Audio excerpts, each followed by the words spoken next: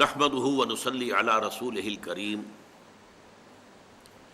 اما بعد فاعوذ بالله من الشيطان الرجيم بسم الله الرحمن الرحيم الحمد لله رب العالمين الرحمن الرحيم مالك يوم الدين إياك نعبد وإياك نستعين اهدنا الصراط المستقيم صراط الذين أنعمت عليهم غير المغضوب عليهم ولا الضالين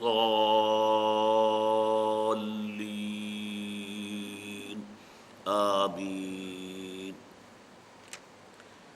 رب اشرح لي صدري ويسر لي أمري واحلل عقدة من لساني يفقهوا قولي اللهم ربنا ألهمنا رشدنا واعذنا من شرور أنفسنا اللهم أرنا الحق حقا وارزقنا اتباعه وأرنا الباطل باطلا وارزقنا اجتنابه آمین یا رب العالمین۔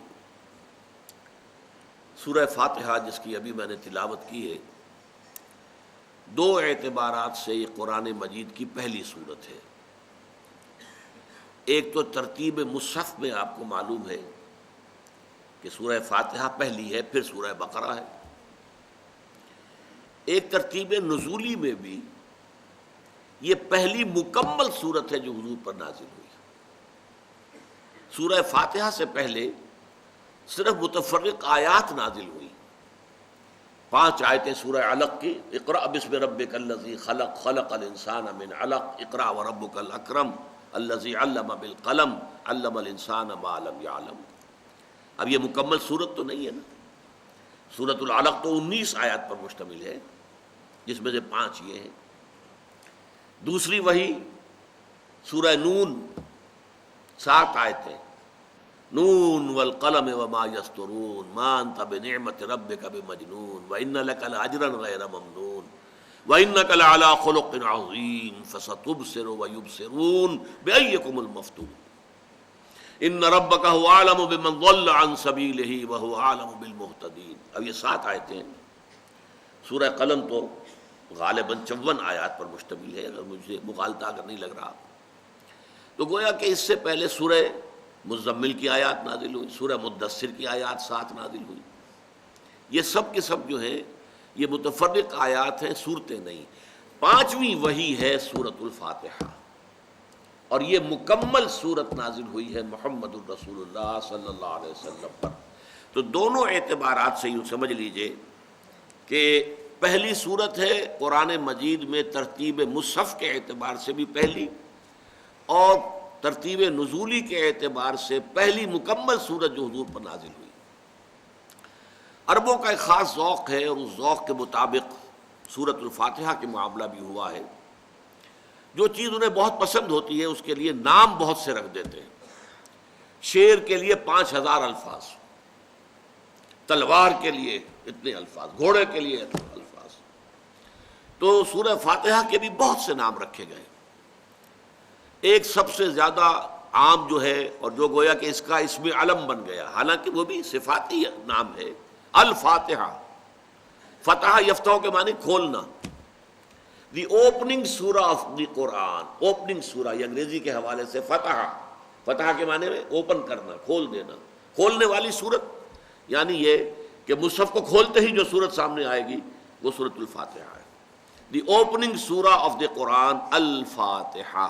تو یہ گویا کہ اس کا صفاتی نام ہے، لیکن یہ اس کا اسم علم کی حد تک ہے کہ ہم سورۃ الفاتحہ کا اس کو سمجھتے ہیں کہ یہ اس کا نام۔ پھر اس کے ناموں میں سے ام القرآن، قرآن کی جڑ، قرآن کی ماں، اساس القرآن، قرآن کی بنیاد، السبع المثانی والقرآن العظیم، یہ بھی اس کے 2 نام ہیں۔ ایک حدیث ابھی میں آپ کو سناؤں گا اس کی روح سے۔ اصل میں یہ آیت ہے سورہ حجر کی، جس میں اللہ تعالیٰ نے اپنا احسان گنایا ہے حضور پر۔ وَلَقَدْ آتَيْنَاكَ سَبْعًا مِنَ الْمَثَانِي وَالْقُرْآنَ الْعَظِيمِ لَا تَمُدَّنَّ عَيْنَيْكَ إِلَىٰ مَا مَتَّعْنَا بِهِ أَزْوَاجًا مِّنْهُمْ۔ اے نبی، ہم نے ان کافروں کو، ان مشرکوں کو، ان غافلوں کو جو دولت دنیا کی دے رکھی ہے، کبھی آپ کی نگاہ اس کی طرف نہ اٹھے، کبھی آپ کی نگاہ ادھر نہیں اٹھنی چاہیے۔ ہم نے آپ کو جو شے دی ہے وہ سب سے بڑی قیمتی شے ہے، سبعا من المثانی والقرآن العظیم آپ کو عطا کیا ہے۔ ان کی دولت، ان کا ساز و سامان، ان کے پاس جو کچھ ہے، ان کی کوئی حیثیت نہیں اس دولت کے مقابلے میں جو ہم نے آپ کو دی۔ تو یہ جو ہے سبع من المثانی والقرآن العظیم، حدیث میں ابھی میں آپ کو سنا دوں گا، اس میں بتایا گیا یہ سورہ فاتحہ ہی کے لیے الفاظ استعمال ہوئے۔ پھر اس کو سورۃ الحمد بھی کہتے ہیں، سورۃ الشکر بھی کہتے ہیں، سورۃ الصلاۃ بھی کہتے ہیں، سورۃ السؤال بھی کہتے ہیں، سورۃ المناجات بھی کہتے ہیں، یہ الکافیہ بھی ہے، الشافیہ بھی ہے شفا دینے والی، والوافیہ بھی ہے پورا کر دینے والی، تو الراقیہ بھی ہے، اسی کے ذریعے سے جھاڑ پونچھ کی جائے۔ چنانچہ بہت سے آپ سنتے ہوں گے 41 مرتبہ سورہ فاتحہ پڑھ کر مریض کو جو ہے پھونکا جائے تو اس سے شفا ہوتی ہے۔ تو اگر کرنا ہی ہے، کوئی جھاڑ پھونک کرنی ہے، تو کسی اور شے سے نہ کرو، سورہ فاتحہ سے کرو، جو سب سے اونچی شے، جو اللہ تعالیٰ کی عظیم ترین نعمت ہے، جو اس نے اپنے نبی، اپنے محبوب محمد الرسول اللہ کو عطا کی ہے۔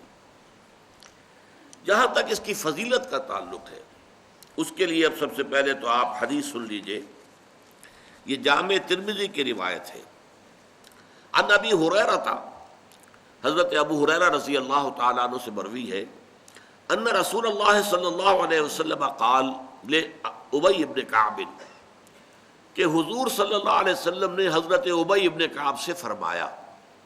یہ ابی ابن کعب جو ہے یہ انصاری صحابہ میں سے تھے، اور یہ قرآن کے بہت بڑے عالم تھے، بہت بڑے عالم، یہاں تک کہ حضور کے اپنے الفاظ ان کے لیے یہ وارد ہوئے ہیں، اقرأہم ابی ابن کعب، میرے صحابہ میں سب سے بڑا قاری، سب سے بڑا عالم، اس لیے کہ اس وقت جو قاری ہوتا تھا وہ عالم ہوتا تھا، زبان ان کی اپنی تھی۔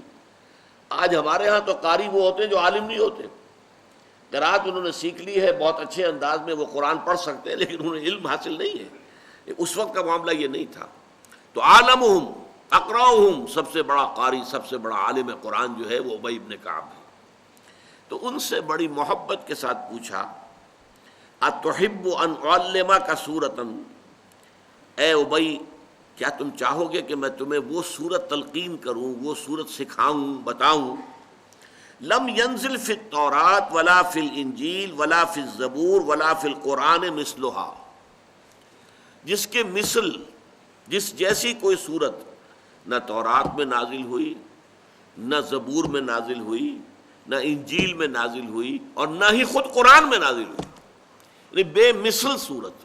قرآن میں بھی اکثر و بیشتر آپ دیکھیں گے کہ جوڑوں کی شکل میں آیتیں ہمیں مل جاتی ہیں، ایک ہی مضمون مختلف پیرایوں میں قرآن میں بیان ہو جاتا ہے، لیکن یہ کہ یہ سورہ ایسی ہے کہ جس کا کوئی جوڑ جو ہے موجود نہیں۔ قال نعم یا رسول اللہ، جب حضور نے فرمایا اگر تم چاہو، کیا تم چاہتے ہو کہ میں تمہیں تلقین کروں وہ سورت کون سی ہے؟ قال نعم یا رسول اللہ، حضرت ابی ابن کعب نے عرض کیا کہ ضرور، اے اللہ کے رسول ضرور بتائیے۔ فقال رسول اللہ صلی اللہ علیہ وسلم، اس پر حضرت حضور صلی اللہ علیہ وسلم نے فرمایا، کیف تقرأ فی الصلاۃ، اچھا ذرا مجھے سناؤ تم نماز میں کیا پڑھتے ہو؟ قال فقرأ ام القرآن، تو حضرت ابی ابن کعب نے ام القرآن یعنی سورہ فاتحہ پڑھی۔ فقال رسول اللہ صلی اللہ علیہ وسلم، اس پر فرمایا اللہ کے رسول صلی اللہ علیہ وسلم نے، والذی نفسی بیدہ، اس ذات کی قسم ہے جس کے ہاتھ میں میری جان ہے، ما انزلت فی التوراۃ ولا فی الانجیل ولا فی الزبور ولا فی القرآن مثلھا، اس سورہ فاتحہ جیسی کوئی صورت نہ قرآن میں نازل ہوئی ہے، نہ زبور میں، نہ انجیل میں، نہ تورات میں۔ وَإِنَّهَا سَبْعٌ مِّنَ الْمَثَانِي، اور یہی ہے وہ سبع مثانی جس کا سورہ ہجر میں تذکرہ کیا گیا، وَلَقَدْ آتَيْنَاكَ سَبْعًا مِّنَ الْمَثَانِي، یہ وہ 7 آیات ہیں جو بار بار پڑھی جاتی ہیں۔ اب آپ معلوم ہے آپ فجر کی نماز پڑھتے ہیں 4 مرتبہ آپ نے سورہ فاتحہ پڑھی، ظہر کی نماز پڑھتے ہیں تو آپ نے 10 مرتبہ یا 12 مرتبہ سورہ فاتحہ پڑھی کہ نہیں پڑھی؟ اسی طریقے سے رات کی عشاء کی نماز پڑھتے ہیں، سورہ فاتحہ بار بار دہرائی جانے والی، 7 ایسی آیتیں جو بار بار دہرائی جاتی ہیں۔ اور والقرآن العظیم، اور یہ خود اپنی جگہ پر قرآن عظیم ہے، اپنی جگہ پر اس کا رتبہ کیا ہے؟ یہ قرآن عظیم، بہت بڑا قرآن یہ ہے، الذی اعطیتہ، یہ وہ قرآن عظیم ہے جو اللہ تعالیٰ کی طرف سے مجھے عطا کیا گیا ہے۔ حضرت انس سے رضی اللہ تعالیٰ عنہ، یہ حاکم کے اندر روایت موجود ہے کہ یہ افضل القرآن ہے، قرآن مجید کی سب سے فضیلت والی صورت۔ اور مسند عن عبداللہ ابن عباس رضی اللہ تعالیٰ عنہ یہ الفاظ آئے ہیں کہ یہ 2/3 قرآن کے مساوی ہے۔ بہرحال یہ اس کی فضیلت کے لیے کچھ میں نے حوالے آپ کو دے دیے۔ اب آئیے چوتھی بات، یہ نماز کا جزو لازم ہے۔ اصل نماز یہی ہے۔ یہ تو بعد میں آپ کو ایک حدیث قدسی سناؤں گا انشاءاللہ، اگلا جو درس ہوگا اس کے حوالے سے بہت سی باتیں واضح ہوں گی۔ اس وقت یہ ہے کہ اصل نماز یہی ہے، یہ سورہ فاتحہ۔ چنانچہ میں آپ کو حدیث سنا رہا ہوں جو صحیح بخاری میں بھی ہے، صحیح مسلم میں بھی ہے، جامع ترمذی میں بھی ہے، سنن ابی داود میں بھی ہے، سنن نسائی میں بھی ہے، اور بہت سی کتابوں میں موجود ہے۔ اور یہ عن عبادۃ بن صامت رضی اللہ تعالی عنہ، حضرت عبادہ بن صامت سے ہے مرفوعا کہ حضور نے فرمایا لا صلاۃ لمن لم یقرأ بفاتحۃ الکتاب، اس شخص کی کوئی نماز نہیں ہے جس نے کہ سورہ فاتحہ کی تلاوت نہیں کی۔ اب اس سے ہمارے ہاں ایک بڑا اختلاف پیدا ہوا، وہ نوٹ کر لیجیے۔ ایک رائے یہ ہے آپ اگر علیحدہ نماز پڑھ رہے ہیں تو ظاہر بات ہے کہ آپ کو ہر رکعت میں خود پڑھنی ہی پڑھنی ہے سورہ فاتحہ۔ جب باجماعت پڑھ رہے ہیں اب کیا شکل ہو؟ امام پڑھ رہا ہے سورہ فاتحہ تو کیا مقتدی کو بھی پڑھنی چاہیے؟ اس حدیث میں جو الفاظ کی شدت ہے اس کی بنا پر رجحان یہ ہوتا ہے کہ یقیناً اس صورت میں ہر شخص کو لا صلاۃ لمن لم یقرأ بفاتحۃ الکتاب، جس نے کہ فاتحہ کی تلاوت نہیں کی، قرأت نہیں کی، اس کی کوئی نماز ہی نہیں۔ تو یہ موقف ہے امام شافعی کا، یہی مسلک ہے ہمارے اہل حدیث بھائیوں کا کہ آپ چاہے اکیلے نماز پڑھ رہے ہو، چاہے امام کے پیچھے پڑھ رہے ہو، اور چاہے امام جو ہے وہ جہری رکعت پڑھا رہا ہے اور چاہے سری رکعت پڑھا رہا ہے۔ خاموشی والی رکعت سورہ آپ کو معلوم ہے کہ نماز جو ظہر اور عصر کی ہے تو 4 رکعتیں جو ہے وہ سری ہیں، مغرب کے اندر آ کر 2 جہری ہیں 1 سری ہے، عشاء میں آ کر 2 جہری ہیں 2 سری ہیں، سورہ اور نماز فجر کے اندر دونوں جو ہیں وہ جہری ہیں۔ تو چاہے جہری ہو چاہے سری ہو، آپ کو بھی لازماً جو مقتدی ہے اسے بھی سورہ فاتحہ پڑھنی ہوگی۔ اب اس کے لیے انہوں نے یہ طریقہ جو ہے تلقین کیا ہے کہ امام تیزی سے نہ پڑھے، رک رک کر پڑھے، الحمدللہ رب العالمین، اس کے بعد اتنا وقفہ دے دے کہ جو مقتدی ہے وہ بھی کہہ لیں اپنے دل میں یا پڑھ لیں الحمدللہ رب العالمین الرحمن الرحیم۔ تو یہ رک رک کر پڑھنا، خاص طور پر اگر آپ کو موقع ہوا ہو کسی اہل حدیث امام کی امامت میں نماز ادا کرنے کا، تو آپ دیکھیں گے کہ بڑا فرق ہے۔ ہمارے جو حنفی امام الحمدللہ رب العالمین الرحمن الرحیم مالک یوم الدین ایاک نعبد و ایاک نستعین، 4 آیتیں جو ہیں وہ بھی ایک ساتھ میں پڑھ جائیں گے، لیکن یہ کہ عام طور پر جو اہل حدیث حضرات ہیں وہ رک رک کر ٹھہر ٹھہر کر پڑھتے ہیں، ترتیل کے انداز میں پڑھتے ہیں۔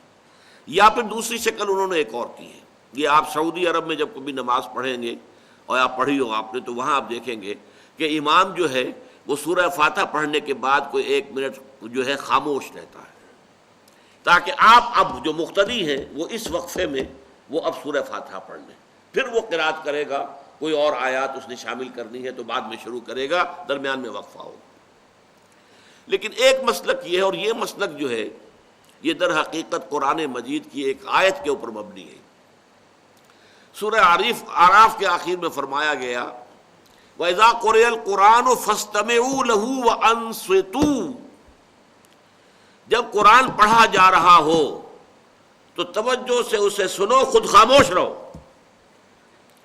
اب یہ قرآن مجید کی آیت ہے، اس کے بنا پر ایک رائے یہ ہے کہ آپ امام کے پیچھے سورہ فاتحہ نہیں پڑھیں گے، پڑھا جا رہا ہے سنو اس کو، خود خاموش رہو۔ اور اس کے لیے وہ دلیل دیتے ہیں کہ یہ شکل ایک وفد کی سی ہے، جیسے کسی بڑی شخصیت کے پاس اگر آپ کا کوئی وفد جاتا ہے، 8-10 افراد ہیں، ان میں اسپوکس مین ایک ہوتا ہے، وہ بات کرتا ہے، باقی سب لوگ موجود رہتے ہیں، سنتے ہیں۔ اسی طریقے سے امام جو ہے وہ گویا کہ آپ کا نمائندہ ہے، اور وہ پڑھ رہا ہے الحمدللہ رب العالمین الرحمن الرحیم مالک یوم الدین، تو امام کی قرأت ہی آپ کی بھی قرأت ہو گئی۔ گویا کہ اس آیت سے، اس حدیث سے اختلاف نہیں ہے، اس کی تعبیر سے اختلاف ہے کہ امام کا قرأت کر لینا در حقیقت مقتدیوں کی طرف سے بھی قرأت ہے۔ اس میں جو حنفی مسلک ہے وہ بہت سخت ہے، اور وہ یہ ہے کہ چاہے سری نماز ہو اور چاہے جہری ہو، ہر کسی بھی حالت میں مقتدی جو ہے وہ سورہ فاتحہ نہیں پڑھے گا۔ اب اس میں ذرا سا سوال پیدا ہوتا ہے کہ جہری رکعت میں تو اس آیت کا اطلاق ہو جائے گا کہ وَإِذَا قُرِئَ الْقُرْآنُ فَاسْتَمِعُوا لَهُ وَأَنصِتُوا، سری میں تو اس آیت کا اطلاق نہیں ہوتا۔ بہرحال یہ مسلک ہے، امام شافعی کا ایک انتہا پر ہے، ہر صورت میں سری ہو یا جہری ہو آپ کو پڑھنی ہی پڑھنی ہے، اور امام ابو حنیفہ دوسری انتہا پر ہے کہ چاہے سری ہو چاہے جہری ہو کسی شکل میں نہیں پڑھنا۔ امام مالک کا مسلک ہے درمیان میں، اور میں اس میں کوئی جھجک محسوس نہیں کرتا کہ میں آپ کے سامنے عرض کر دوں کہ میں اس پر عمل پیرا ہوں۔ وہ کیا ہے؟ جہری نماز میں خاموش رہو اور سنو، اس آیت کا اطلاق ہو جائے گا جب بلند آواز سے پڑھ رہا ہے امام تو پوری توجہ، فاستمعوا لہ، اپنی پوری توجہ کو اس کے سننے کے اوپر مرکوز کر دو اور خود خاموش رہو۔ سری رکعت میں البتہ جبکہ وہ بھی خاموشی سے پڑھ رہا ہے، آپ بھی خاموشی سے پڑھ رہے ہیں۔ بہرحال ان چیزوں میں نے یہ سب کچھ بیان کیا ہے، تو اس سے جو میرا مقصود ہے وہ یہ ہے کہ معلوم ہو جائے کہ اس میں کوئی بڑی بنیادی بات نہیں ہے، نہ یہ کہ جو حنفی ہیں وہ اس حدیث کا انکار کرتے ہوں کہ لا صلاۃ لمن لم یقرأ بفاتحۃ الکتاب، کیسے وہ انکار کریں گے؟ اور نہ ہی کوئی جو حنبلی ہے یا اہل حدیث ہے وہ قرآن کی اس آیت کا اختلاف سے جو ہے وہ اختلاف کر سکتا ہے کہ اذا قرئ القرآن فاستمعوا لہ وانصتوا، لیکن یہ کہ اس کے پھر اس سے جو احکام کا استنباط ہے اس میں اختلاف ہو جاتا ہے، تو اس کو نہیں سمجھنا چاہیے کہ یہ کوئی بہت بڑی اہمیت والی بات ہے۔ اب آئیے، اصل نماز سورہ فاتحہ ہے۔ اس کو میں اصل میں عرض کروں گا، جیسا کہ میں نے آپ سے بتایا کہ ایک حدیث قدسی کے اعتبار سے کہ جس میں الفاظ آتے ہیں کہ قسمت الصلاۃ بینی و بین عبدی نصفین، میں نے نماز کو اپنے اور اپنے بندے کے درمیان آدھا آدھا تقسیم کر لیا، فنصف لی و نصف لعبدی ولعبدی ما سال، اس کا آدھا حصہ میرے لیے ہے اور آدھا میرے بندے کے لیے، اور میرے بندے کے لیے ہے جو اس نے مانگا میں نے دیا۔ تفصیل سے گفتگو ہوگی اس حدیث پر انشاءاللہ۔ یہ مسلم شریف کی روایت ہے حضرت ابو ہریرہ رضی اللہ تعالی عنہ سے۔ ان الفاظ کے بعد پھر ساری شرح بیان کی گئی ہے سورہ فاتحہ کی، کہ جب بندہ کہتا ہے الحمدللہ رب العالمین، اللہ فرماتا حمدنی عبدی، میرے بندے نے میری حمد کی ہے۔ بندہ کہتا ہے الرحمن الرحیم، اللہ فرماتا مجدنی عبدی، میرے بندے نے میری تمجید، میری بزرگی کا بیان کیا۔ جب بندہ کہتا مالک یوم الدین، اللہ فرماتا اثنا علی عبدی، میرے بندے نے میری ثنا کی ہے۔ جب بندہ کہتا ہے ایاک نعبد و ایاک نستعین، تو اللہ فرماتا ھذا ما بینی و بین عبدی، یہ میرے اور میرے بندے کے درمیان ہے۔ ولعبدی ما سال، میرے اور میرے بندے کے درمیان ہے، کس معنی میں؟ یہ معاہدہ ہے میرا اور میرے بندے کا کہ میری ہی بندگی کرے گا، مجھے سے مدد مانگے گا، اور جو اس نے مدد مانگی ہے میں نے دی، گرانٹڈ۔ اور پھر جب بندہ کہتا ہے اہدنا الصراط المستقیم صراط الذین انعمت علیہم غیر المغضوب علیہم ولا الضالین، تو اللہ فرماتا ھذا لعبدی، یہ میرے بندے کے لیے اور میرے بندے کے لیے ہے جو اس نے مجھ سے مانگا۔ اس اعتبار سے اصل نماز قسمت الصلاۃ بینی و بین عبدی نصفین، اس صلاۃ کے اعتبار سے جان لیجئے کہ اس کے اندر جو ہے سورہ فاتحہ ہی کی شرح آئی ہے، تو گویا کہ اصل نماز سورہ فاتحہ ہے۔ ایک اور اس کا جو تمہیدی مضمون آ جائے، اس کی آیات کا معاملہ جو ہے 7 آیات متفق علیہ، سب کے نزدیک 7 آیتیں۔ اب دیکھیے گڑبڑ واقع ہو جائے گی، شوافع کے نزدیک، اہل حدیث حضرات کے نزدیک آیت بسم اللہ بھی جو ہے وہ اس کا حصہ ہے، تو آیت نمبر 1 ہوئی بسم اللہ الرحمن الرحیم، اور الحمدللہ رب العالمین آیت نمبر 2 ہو گئی۔ لیکن آخر میں آ کر غیر المغضوب علیہم ولا الضالین اور صراط الذین انعمت علیہم غیر المغضوب علیہم ولا الضالین، دو آیتوں کو انہوں نے ایک بنا دیا، اس لیے تعداد 7 کی 7 رہ گئی، چونکہ 7 من المثانی قرآن میں آ چکا ہے، حدیث میں آ چکا ہے، یہ 7 ہیں جو دہرائی جانے والی ہیں، لہذا تعداد کے اعتبار سے اس میں کوئی اختلاف نہیں، چاہے کسی نے آیت بسم اللہ کو اس کا جز مانا تو اس نے صراط الذین انعمت علیہم غیر المغضوب علیہم ولا الضالین ان دونوں کو ایک آیت مانا ہے۔ لکھنے میں بھی آتا ہے، ان دونوں کے درمیان گول دائرہ نہیں آتا، 5 لکھا ہوا ہوتا ہے، گول دائرہ آیت کے مکمل متفق علیہ ہونے کی علامت ہے، کہ اگر آپ قرآن مجید میں دیکھیں گے تو یہ جو چیزیں ہیں یہ بھی در حقیقت کسی بنیاد پر ہیں۔ اب اصل بات یہ سمجھنی ہے کہ اس آیت کا موضوع کیا ہے، اس سورت کا۔ پہلے ترجمہ کر لے، الحمدللہ رب العالمین، کل شکر اور کل ثنا اللہ کے لیے ہے جو تمام جہانوں کا مالک اور پروردگار ہے۔ تفصیل بعد میں آئے، اس وقت صرف یہ کہ یہ ترجمہ یا ترجمانی آپ سمجھ لیجیے۔ الرحمن الرحیم، رحمان ہے اور رحیم ہے، تفصیل ہم پڑھ چکے، رحمان سے مفہوم کیا اور رحیم سے کیا۔ مالک یوم الدین، جزا و سزا کے دن کا مختار مطلق، وہی فیصلہ کرے گا اور کوئی آڑے نہیں آ سکے گا، جیسے کہ قرآن میں آتا ہے لمن الملک اليوم للہ الواحد القہار، اعلان کیا جائے گا آج کس کے ہاتھ میں ہے اختیار اور بادشاہی۔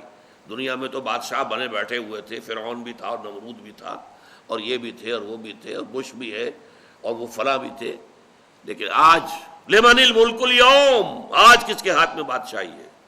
للہ الواحد القہار، آج اور کسی کے پاس کوئی اختیار نہیں۔ مالک یوم الدین، ایاک نعبد و ایاک نستعین۔ اب ایک نقطہ نوٹ کر لیجئے گا، یہاں غیاب سے حضور کی طرف منتقل ہو گیا معاملہ۔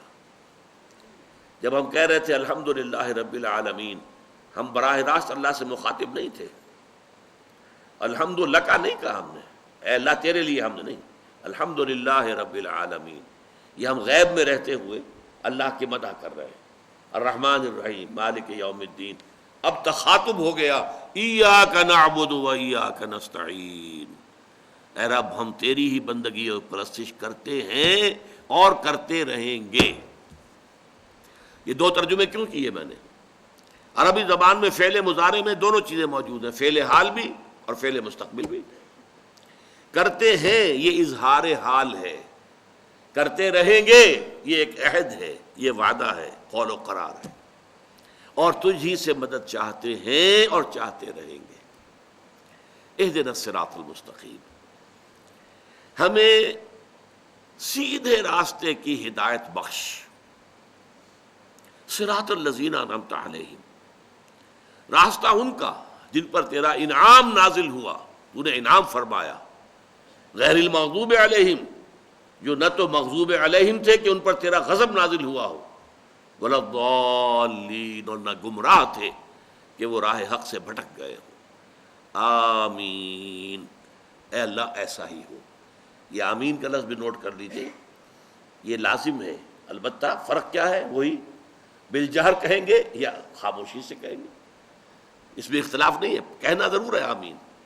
اور یہ آمین وہ ہے کہ جو عیسائیوں کے ہاں بھی ہے، یہودیوں کے ہاں بھی ہے، اگر آپ کبھی ان کو کرتے سنیں پریئر آمین آمین آمین، یہ ہے، یہ پرانی چیز چلی آ رہی ہے۔ اے رب ایسا ہی ہو، پروردگار ایسا ہی ہو، پروردگار جو دعا کی جا رہی ہے اسے شرف قبول عطا فرما۔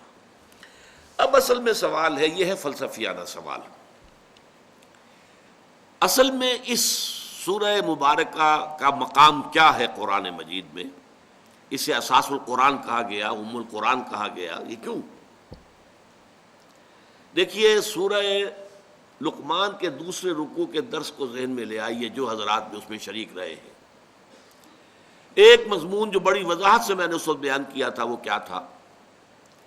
انسان بحیثیت انسان اگر اس کی فطرت کج نہ ہو جائے، مسخ نہ ہو جائے، پرورٹڈ نیچر نہ ہو، فطرت سلیمہ، اور اس کے ساتھ ہی عقل سلیم ہو، عقل سیدھی راستے کے اوپر چلنے والی ہو. تو بعض حقائق کائنات کے ایسے ہیں کہ جن تک وہ از خود پہنچ جاتا ہے. حضرت لقمان نہ نبی تھے نہ کسی نبی کے پیرو تھے.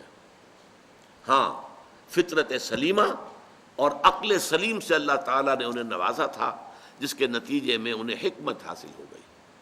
وَلَقَدْ آتَيْنَا لُقْمَانَ الْحِكْمَةَ أَنِ اشْكُرْ لِلَّهِ، ہم نے لقمان کو حکمت عطا کی کہ شکر کر اللہ کا.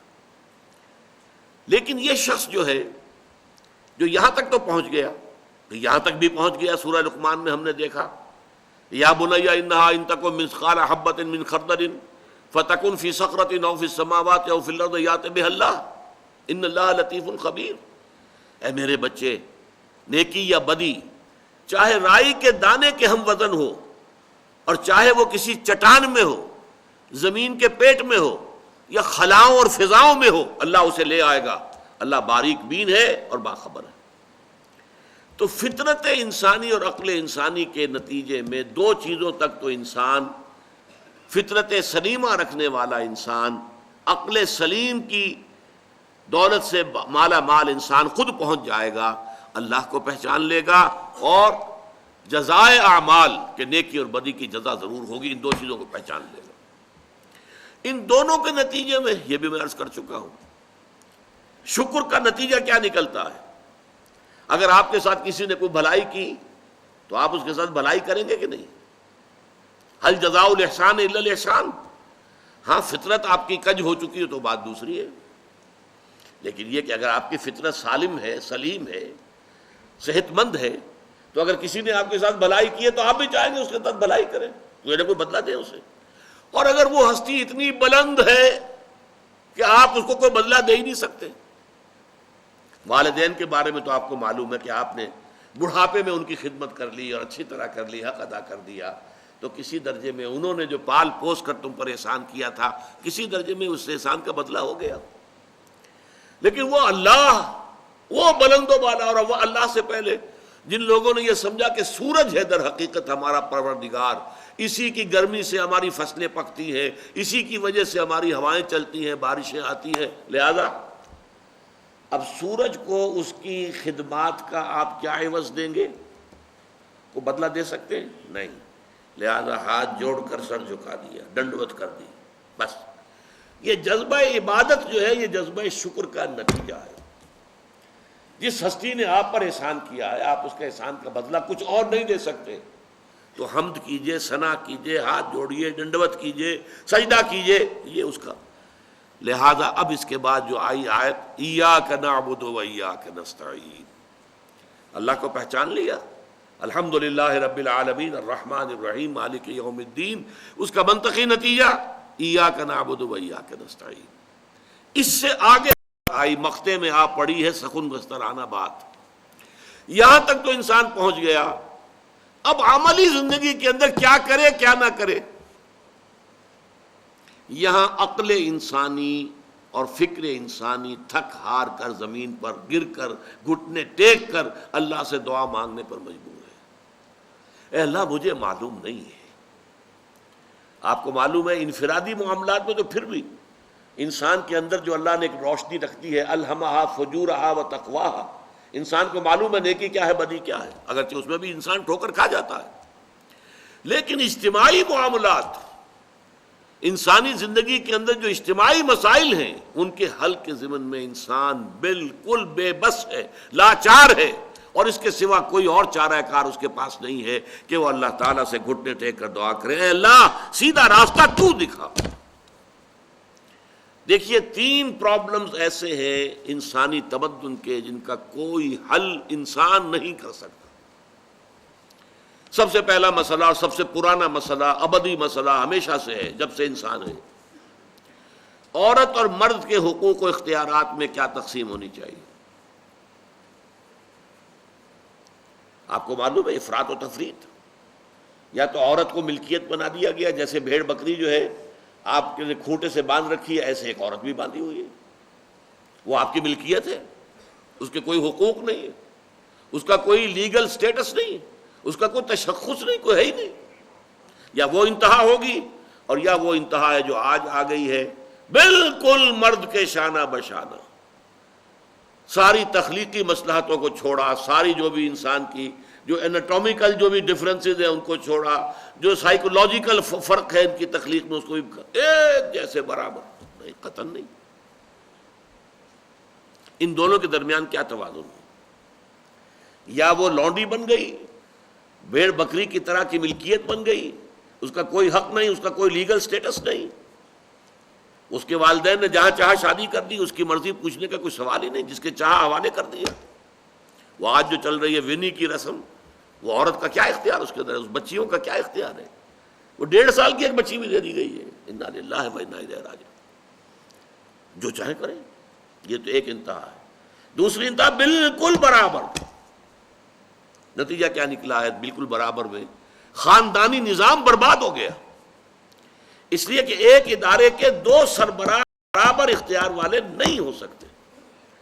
کسی محکمے کے 2 ڈائریکٹر ہو سکتے ہیں، کسی فرم کے مینیجنگ ڈائریکٹر 2 ہو سکتے ہیں، ڈائریکٹر 10 بنا لیں آپ، مینیجنگ ڈائریکٹر 1 ہوگا۔ کسی فرم کا چیئرمین 1 ہوگا، 2 نہیں ہو سکتے کسی بھی ادارے کی۔ اگر 2 بنا دیں گے فساد ہوگا، جھگڑا ہوگا، ان دونوں کے درمیان رسا کشی ہوگی۔ یہی تو ہمارا سب سے بڑا مسئلہ بنا ہوا ہے۔ پاکستان کا مسئلہ کیا ہے؟ ہم نے پارلیمانی نظام اختیار کیا ہوا ہے، انتہائی بیہودہ نظام، غیر منطقی نظام۔ آپ نے 2 بڑی بڑی سیٹس کریٹ کر دی، ایک ہیڈ آف دی اسٹیٹ ہے، ایک ہیڈ آف دی گورنمنٹ ہے۔ اب ان دونوں کے درمیان حقوق اور فرائض اور اختیارات کا کیا تقسیم ہوگی؟ ہو ہی نہیں سکتی۔ یا سارا کچھ صدر کے پاس جائے گا اور وزیر اعظم جو ہے وہ جونیجو کی مانند وزیر اعظم بن جائے گا، یا سارا کچھ وزیر اعظم کے ہاتھ میں ہوگا اور صدر جو ہے چودھری فضل الہی بن جائے گا، کہ جس کو وہاں ان کی دیواروں پر لکھا گیا تھا رہا کرو انہیں، چودھری فضل الہی کو رہا کرو، یہی ہوگا۔ تو ایک گھر کے 2 جو ہیں 2 سربراہ نہیں ہو سکتے، خاندانی ادارہ تباہ ہو چکا ہے۔ اور جیسے کہ یہ آپ کو کہاوت ہے کہ جس بلی کی دم کٹ جائے وہ چاہتی ہے کہ تمام بلیوں کی دمیں کٹ جائیں۔ یورپ میں، امریکہ میں برباد ہو گیا خاندانی ادارہ، آج وہ تلے ہوئے ہیں کہ مشرق میں اور خاص طور پر مسلمان ممالک میں ابھی اگر کچھ انٹیکٹ ہے یہ خاندانی ادارہ، کچھ خاندانی اقدار ہیں جو برقرار ہیں، کچھ والدین کی عزت اور عظمت اور کچھ ان کا احترام اور ادب اور خدمت کا مادہ ہے جو برقرار ہے۔ چاہتے ہیں کہ ختم ہو جائے، تباہ و برباد ہو جائے۔ والدین بوڑھے ہو گئے تو پھینکو ان کو اولڈ ایج ہاؤسز کے اندر، اولڈ ہاؤسز میں، گھر میں کائے کو رکھنا ہے؟ نوجوان جوڑا ہے، اس کے خامخواہ ان کی خواہشات اور ان کے معمولات میں بیچ میں آڑے آنا۔ بوڑھی ماں جو ہے بولے بغیر رہے گی نہیں، دنگا فساد ہوگا تو رکھو اس کو وہاں پر اولڈ ہاؤس کے اندر، اللہ اللہ خیر صلی۔ یہ ہے اصل میں مسئلہ۔ اب عورت اور مرد کے درمیان کیا توازن ہو، انسان نہیں سوچ سکتا۔ دیکھیے، انسان یا مرد ہوگا یا عورت ہوگی۔ مرد سوچے گا تو وہ اپنے اعتبار سے سوچے گا، عورت کی نفسیات کیا ہے، عورت کے احساسات کیا ہیں، اس کو کیا پتا۔ عورت سوچے گی تو اپنے اعتبار سے سوچے گی، مرد کے احساسات کیا ہوتے ہیں، مرد کی نفسیات کیا ہوتی ہیں، اسے کیا پتا۔ لہذا یا ادھر کا ہوگا یا ادھر کا معاملہ ہوگا۔ ایک ہی ذات دے سکتی ہے آپ کو نظام، جو مرد کی بھی خالق ہے، عورت کی بھی خالق ہے، اسی نے بنایا دونوں کو، اور دونوں ہی اس کے لیے اولاد کے مانند ہیں۔ یہ حدیث نبوی کا ترجمہ کر کے بتا رہا ہوں آپ کو۔ حضور نے فرمایا الخلق عیال اللہ، یہ خلق جو ہے مخلوق ہے، یہ اللہ کے کنبے کے مانند ہے۔ تو مرد بھی اللہ کے اس کنبے میں شامل ہے، عورتیں بھی شامل ہے۔ اس نے نظام دیا، شادی بیاہ کے یہ قوانین ہونے چاہیے، طلاق وغیرہ کا یہ مسئلہ ہونا چاہیے۔ یہ سارا ضابطہ جو دیا ہے وہ اس لیے دیا ہے کہ یہ انسان اپنے ذہن سے نہیں سوچ سکتا۔ آج تباہی آ گئی ہے مغرب کے اندر، شادی کرنا ہی نہیں چاہتے۔ وی آر لیونگ ٹوگیدر، شادی کریں گے تو نتیجہ پتہ ہے کیا نکلتا ہے؟ آپ نے اپنی بیوی کو طلاق دی، سب سے پہلے تو یہ کہ آدھی پوری آپ کی جو ملکیت ہے اس کا آدھا حصہ دے دیے اسے۔ نمبر 2، گھر اگر آپ کا اپنا ہے تو اس میں بیوی رہے گی، آپ نکل جائیے یہاں سے، کوئی مرد اس کو قبول کرنے کو تیار نہیں تو وہ شادی کرتا ہی نہیں. اور عورت کی ضرورت ہے، لہذا عورت بغیر شادی کیے بھی اس کے ساتھ رہتی ہے، بچے پیدا کرتی ہے، بٹ وداؤٹ میرج جو بچے پیدا ہو رہے ہیں حرامی بچے. تو پچھلے سال صدر کلنٹن نے کیا کہا تھا؟ اس کا جو اپنا خطاب تھا نیو ایئرز ڈے کا، وہ خطاب کیا تھا؟ ان قریب ہماری قوم، امریکن قوم کی اکثریت حرام زادوں پر مشتمل ہوگی. یہ حرام زادہ ترجمہ کیا ہے میں نے، بورن وداؤٹ ویڈ لاک، شادی کے بندھن کے بغیر پیدا ہونے والے، انہیں کو ہم حرامی کہتے ہیں، حرام زادے کہتے ہیں. اور کس کو کہتے ہیں؟ اچھا دوسرا مسئلہ، پہلا مسئلہ تو یہی ہے، پرانا بہت ہے، قدیم ہے. دوسرا مسئلہ، ایک ریاست ہے، ایک نظام ہے، اس کے کچھ اختیارات اور حقوق ہونے چاہیے. ایک عوام ہے، ان کے کچھ اختیارات ہونے چاہیے. عوام چاہیں گے زیادہ سے زیادہ آزادی ہمیں ملے، ریاست چاہے گی زیادہ سے زیادہ اختیار ہمارے ہاتھ میں ہو. اب جو کچھ ہو رہا ہے ترمیمات کے ضمن میں کیا ہو رہا ہے؟ ایک طرف جو ہے مشرف صاحب چاہتے ہیں زیادہ سے زیادہ اور طویل سے طویل میرا دور اقتدار ہو اور اختیارات جو ہے میرے ہاتھ میں آ جائیں، گھنٹہ گھر بن جاؤں میں فیصل آباد کا. ساری کوشش ان کی ہے. اور یہ ARD وغیرہ کیا کر رہی ہیں کہ نہیں، حقوق عوام کے ہاتھ میں آنے چاہیے. اب اس میں بھی توازن کیا ہو؟ یا ٹوٹلیٹیرین سٹیٹ وجود میں آ جاتی ہے جو رشیا میں تھی، USSR میں تھی، عوام کے کوئی حقوق نہیں، no freedom of speech, no freedom of association, نہ تم اپنے خیالات کا اظہار کر سکتے ہو، نہ تم کو جماعت بنا سکتے ہو. یہ نظام تھا. کام کرو، ویجز لو، بس اللہ اللہ خیر صلی اللہ، حیوانوں کی طرح پر کہ صرف راتب دے دیا جائے گا، باقی تمہیں کوئی تمہاری ایکسپریشن، کوئی اپنے خیالات کا اظہار، کوئی فریڈم آف ایسوسیشن نہیں. امریکہ دوسری انتہا پر، مادر پدر آزاد، دو مرد شادی کرنا چاہتے کر لیں، ایک مرد بیوی ہو جائے گا اور ایک مرد شوہر ہو جائے گا، لیگلی قانون کے نزدیک ریکگنائزڈ ہوگا. ایک آزادی کی وہ انتہا ہے. گیز، ہومو سیکشولز، وہ وہاں جلوس نکالتے ہیں، بڑے ٹھاٹ سے نعرے لگاتے ہوئے گزرتے ہیں، وہ ہنستے ہیں، ہم لوگوں پر ہنستے ہیں، یہ پاگل لوگ ہیں یہ جو اس کو ہومو سیکشولیٹی کو بری شے سمجھتے ہیں. اور نیو یارک کا جو میئر ہے وہ لیڈ کرتا ہے پروفیشن. کیوں کرتا ہے؟ اسے اگلا بھی الیکشن لڑنا ہے اور گیز کے ووٹس بہت ہیں. اس سے اندازہ کیجئے کہ کتنی پرسنٹیج وہاں گیز کی ہو چکی ہے، ہومو سیکشولز کی. یہاں تک کہ طے کر دیا گیا ہے مذہبی میدان میں بھی گیز کو اجازت ہے، وہ پادری بن سکتے ہیں، گیز ہیں، ہومو سیکشولز ہیں. فطرت کے خلاف کام، یا وہ آزادی ہے. تو کہاں ہے بیلنس؟ انسانی ذہن کے لیے ناممکن ہے اس بیلنس کا تلاش کرنا. نمبر 3، سرمایہ اور محنت. پروڈکشن جو بھی ہوتی ہے دو چیزوں سے ہوگی. سرمایہ دار تھا، اس نے کارخانہ لگایا ہے، اتنے کروڑ روپے لگا دیے ہیں، یہ کیا ہے وہ کیا ہے، یہ سرمایہ ہے. لیکن وہ کیا کر لے گا اکیلا؟ 10,000 آدمی کام کر رہا ہے، لیبر ہے. اب جو کچھ بھی بن رہا ہے، جو پروڈکٹ بن رہا ہے اور جو اس سے آمدنی ہو رہی ہے، اس میں دونوں کے حصہ ہے، لیبر کا بھی حصہ ہے اور سرمایہ کا بھی حصہ ہے. لیکن منافع میں کتنا حصہ سرمایہ کا ہوگا، کتنا لیبر کا ہوگا، کون طے کرے گا؟ یا تو سرمایہ داری بن جائے گی، صاحب میں تو آپ کو 10 روپے دے سکتا ہوں ڈیلی ویج، منظور ہے تو کام کیجئے ورنہ چاہیے دفع ہو جائیے. اور بہت سے آپ کے بھائی موجود ہیں جو 10 روپے پر کام کرنے کے لیے تیار ہو جائیں گے. ساری دولت سمٹ کر جا رہی ہے کارخانے دار کے ہاتھ میں. کیپٹلزم، جو کیپٹل ہے، جو سرمایہ ہے، اصل جو ہے دولت اسی کی طرف، روپے کو روپیہ کھینچتا ہے، پیسے کو پیسہ کھینچتا ہے. لہذا امریکہ میں آپ کو ایسے لوگ مل جائیں گے جنہیں اپنی دولت کا اندازہ نہیں ہے کہ کتنی دولت ان کے پاس ہے. بلینز آف ڈالر کا ایک ایک چیک لکھ سکتے ہیں، اور یہودی ہیں وہ. دوسری طرف امریکہ میں آپ کو گھیٹوز مل جائیں گے، گھیٹوز. اور ایک ہی جزیرہ ہے مینہٹن، کوئی 11 میل لمبا ہے، چوڑائی کہیں 2-3 میل ہے، کہیں ذرا زیادہ ہے. اس کے ساؤتھ میں جہاں یہ دو بڑے بلڈنگیں کھڑی تھی جو گرائی ہیں، جو بھی تھے دہشت گرد، یہاں پر یہ اس کا ریچسٹ حصہ ہے، پوری دنیا کی دولت یہاں جمع ہے، سارے بینک وہاں ہیں، اور اسی جزیرے کے شمالی علاقے کے اندر گھیٹوز ہیں، افرو امریکنز، کالے امریکی، یوں سمجھیے کہ سب ہیومن لیول پر رہ رہے ہیں، حیوانوں کی طرح زندگی گزار رہے ہیں۔